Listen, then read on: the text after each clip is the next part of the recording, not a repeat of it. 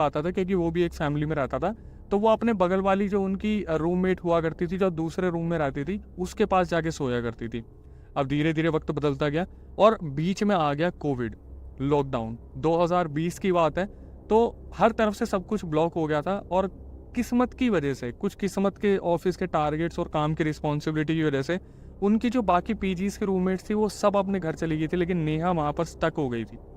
तो नेहा ने उनके बॉयफ्रेंड के कहने पर ये डिसीजन बनाया कि मैं 2.5-3 महीने पूरी बिल्डिंग में अकेले रहूँ, इससे अच्छा मैं अपने बॉयफ्रेंड के घर में चली जाती हूँ और कुछ टाइम वहाँ पे रहती हूँ और मैं ऑब्जर्व भी करूँगी कि फैमिली का नेचर कैसा है और घुलने मिलने की कोशिश की जाएगी। नेहा उनके घर पे पहुँचती हैं। उनका घर में वेलकम इस तरीके से होता है कि हाँ ठीक है, हम पहले से जानते हैं इस लड़की को, कोई बहुत बड़ा एन्जॉयमेंट नहीं होता, कोई एक्साइटमेंट नहीं होती। तो नेहा जो लड़की की मम्मी थी और उनकी हैंडीकैप बहन थी, उनके कमरे में सोती हैं और जो नेहा के बॉयफ्रेंड थे, वो अपने पापा के साथ दूसरे कमरे में सोते हैं। अब यहाँ से एक्चुअल में स्टार्ट होती है एक ऐसी कहानी, एक ऐसा दौर, जिसे सुन के जब नेहा ने मुझे बताया, मेरे गूज़बम्प्स आ गए थे। नेहा ने बताया कि रात को उनकी आँख खुलती है अप्रॉक्सिमेटली 3:05 पे।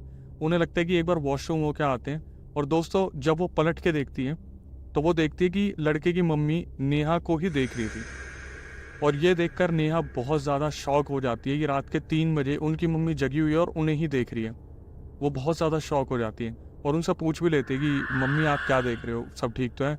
तो उनकी मम्मी बोलती है कि मुझे नींद नहीं आ रही। तो नेहा पूछती है कि आप मेरी तरफ देख रहे थे, आप मुझे क्यों देख रहे हो? तो उन्होंने बताया कि बेटा मैं देख रही थी कि तू यहाँ आराम से सो गई है, नहीं सो गई है। तो नेहा ने इस चीज़ को ज़्यादा सोचा नहीं और वो वॉशरूम गई और वॉशरूम से वापस आई और सो गई।